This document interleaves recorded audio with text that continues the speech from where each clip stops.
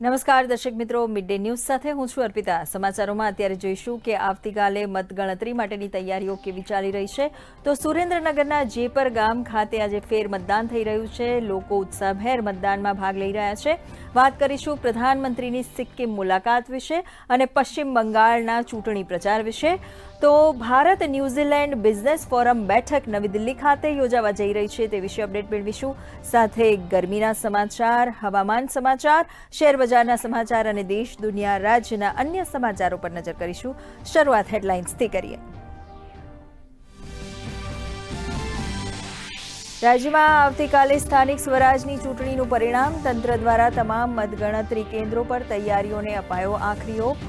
મતગણતરી કેન્દ્રો પર ચુસ્ત પોલીસ બંદોબસ્ત। 25,000થી વધુ ઉમેદવારના ભાવિનો આવતીકાલે ફેસલો।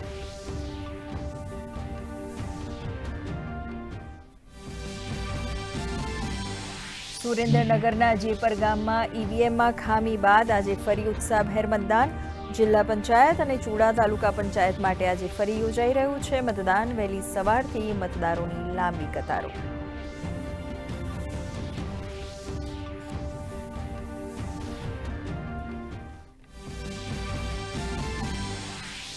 રાજ્યમાં કાળઝાળ ગરમીનો પ્રકોપ। 4 જિલ્લામાં તાપમાન 44 ડિગ્રીને પાર। 44.8 ડિગ્રી તાપમાનથી અમદાવાદીઓ થયા ત્રસ્ત। લોકોને ઠંડા પીણાનો લીધો સહારો। કામ સિવાય બહાર ન નીકળવા લોકોને સલાહ। હજુ 48 કલાક ભારે હીટ વેવની આગાહી।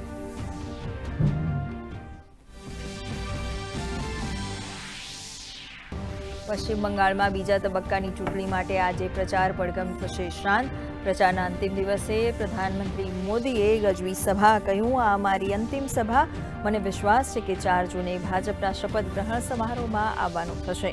ગૃહમંત્રી અમિત શાહે યોજ્યો રોડ શો, તો ટીએમસીનું પણ પ્રચારમાં જોરદાર જોડાયા। પ્રધાનમંત્રી નરેન્દ્ર મોદી આજથી 2 દિવસ સિક્કિમના પ્રવાસે। રાજ્યના સ્વર્ણ જયંતિ સમારંભમાં રહેશે ઉપસ્થિત।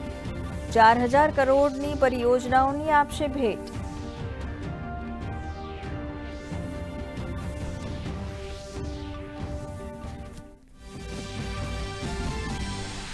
આમ આદમી પાર્ટીના 7 રાજ્યસભા સાંસદોને ભાજપમાં વિલયને મળી મંજૂરી। રાજ્યસભામાં ભાજપ સાંસદોની સંખ્યા વધીને થઈ 113। આમ આદમી પાર્ટીના સાંસદોની સંખ્યા ઘટીને થઈ 3। ભાજપે બનાવ્યો રેકોર્ડ।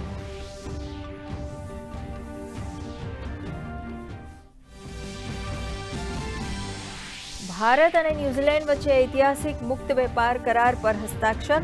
95% ઉત્પાદનો પર ભારત કર ઓછો કે સમાપ્ત કરશે। ખાંડ, દૂધ, મસાલા પર કોઈ છૂટ નહીં। ભારતના ખેડૂતો અને ઘરેલું ઉદ્યોગોના હિતો સાથે કોઈ બાંધછોડ નહીં।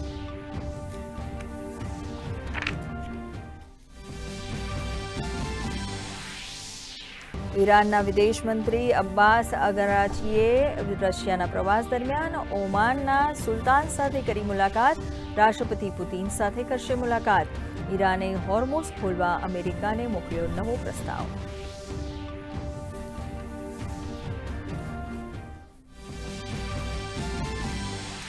કારોબારી સપ્તાહના પ્રથમ દિવસે શેર બજારમાં તેજી। સેન્સેક્સમાં 550 જ્યારે નિફ્ટીમાં 170 અંકથી વધુનો ઉછાળો। આઈટી અને ફાર્મા શેર્સમાં ધૂમ ખરીદી। સોના ચાંદીના ભાવમાં સામાન્ય ઘટાડો।